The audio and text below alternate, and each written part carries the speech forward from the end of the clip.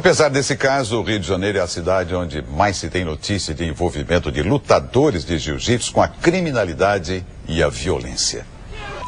Confusão.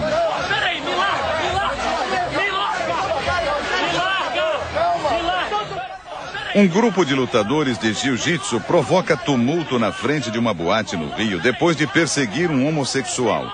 Alguns fazem ameaças. Vou chamar minha rapaziada, eu conheço pra mais de 100 aí, vai acabar a boate, nós vamos bater em todo mundo. Nós vamos bater em todo mundo, aí acaba a boate de uma vezada só. Foi numa dessas confusões que o publicitário Sandro Carapiá foi espancado. Dentro de uma danceteria, ele foi agredido gratuitamente com socos e pontapés por 12 lutadores. As marcas não ficaram apenas na radiografia. Hoje eu não consigo ir mais assim, frequentar alguns locais desse mesmo nível. Então fica uma sequela de segurança. Também no Rio, 4 lutadores espancaram um homossexual na saída de uma danceteria. Eles chegaram a desafiar a polícia, mas acabaram presos. O advogado João Paulo foi outra vítima dos lutadores de jiu-jitsu. Um dos envolvidos na agressão tenta se explicar. Eu fui separar a confusão, eu levei um soco por trás desse babaca que tá ali. Covardia, injustiça, entendeu? Maldade. São o tipo de pessoas que treinam, luta pra justamente se impor. A forma dele impor o respeito dele, a moral dele é essa, é agredindo, é tentando só dessa forma.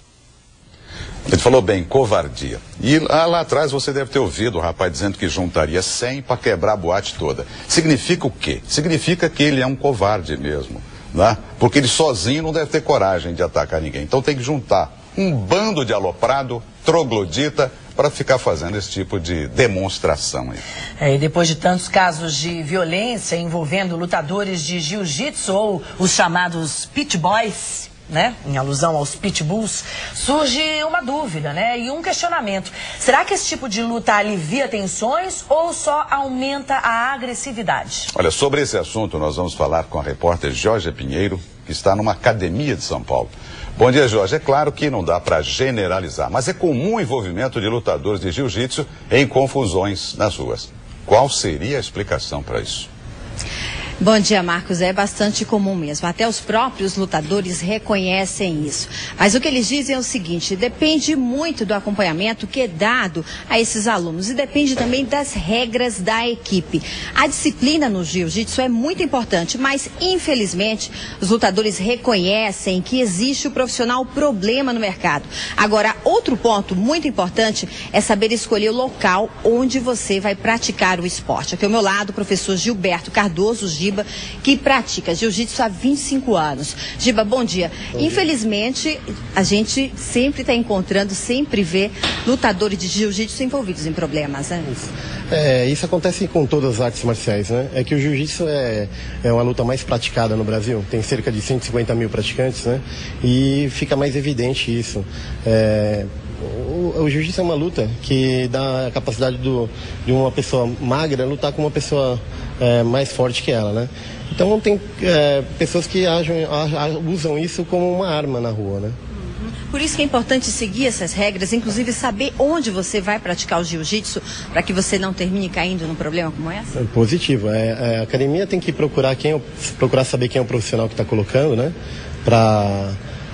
Que dê um acompanhamento para esses alunos, e o professor é um exemplo, né? Ele tem que ser a pessoa que vai orientar o aluno a ser um praticante da arte marcial, não usar isso como uma arma na rua. Tá. Qual é a regra básica que você dá a esses alunos que agora aqui neste momento estão praticando a aula de jiu-jitsu? É o respeito, né, ao próximo, respeito ao atleta e a disciplina que a gente toma como base é o nosso aluno que é envolvido em confusão automaticamente é excluído da nossa equipe. Isso é regra básica para você? Isso para nós é a regra básica. É como se o lutador de jiu-jitsu é como se ele fosse uma arma branca, é assim que vocês classificam, Giba? Na verdade é uma arma branca mesmo, né? A gente tem muita torção, muitas chaves, né, onde consegue imobilizar e levar o adversário a fraturas, né? Então tem que ser usado como um esporte, isso não pode ser usado na rua. Pois não, Luciana. Georgia, bom, o judô, o karatê são lutas marciais milenares e que tem uma filosofia, né? É muito consolidada. O jiu-jitsu, será que a falta de uma filosofia provoca esse tipo de atitude? A Luciana pergunta se o jiu-jitsu é importante muito a filosofia na luta e quando não existe uma filosofia, isso é ruim no esporte? É ruim, sim. Tem que ter essa filosofia, né?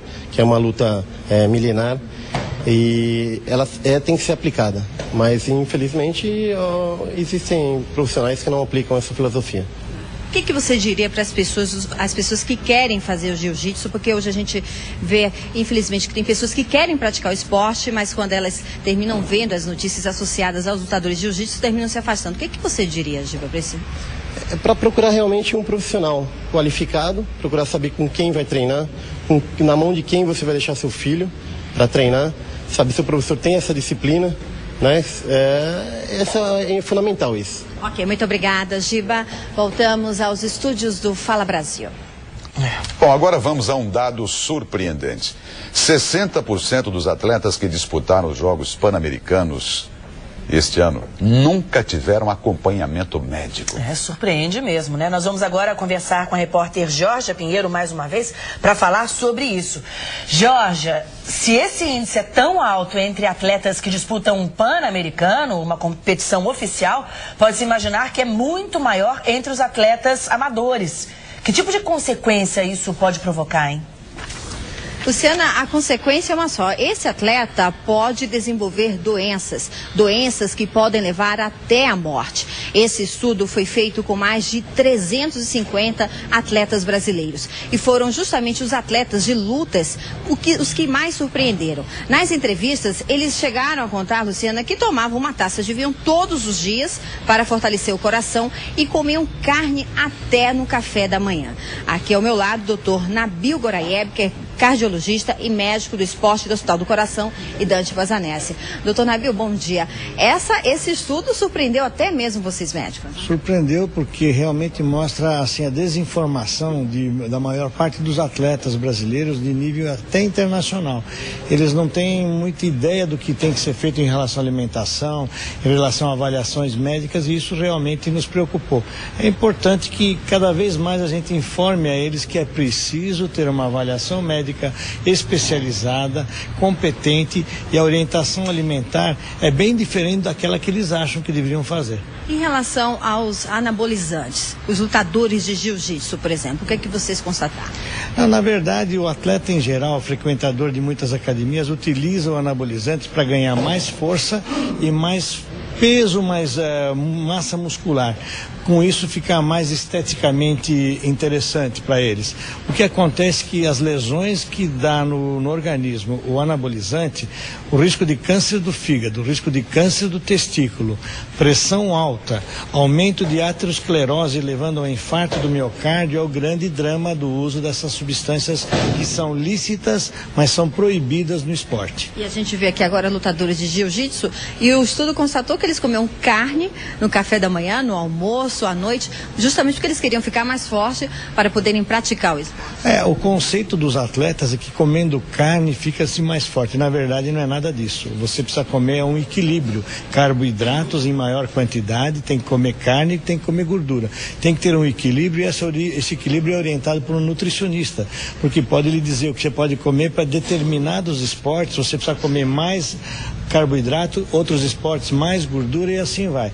Cada esporte tem a sua alimentação própria. E é importante que uma academia, por exemplo, tenha esse médico do esporte especializado nessa área. As academias têm que ter um médico do esporte sempre para poder orientar os seus alunos, isso é muito importante e deveria ser o ideal. Ok, muito obrigada, doutor Nabil. Voltamos aos estúdios do Fala Brasil.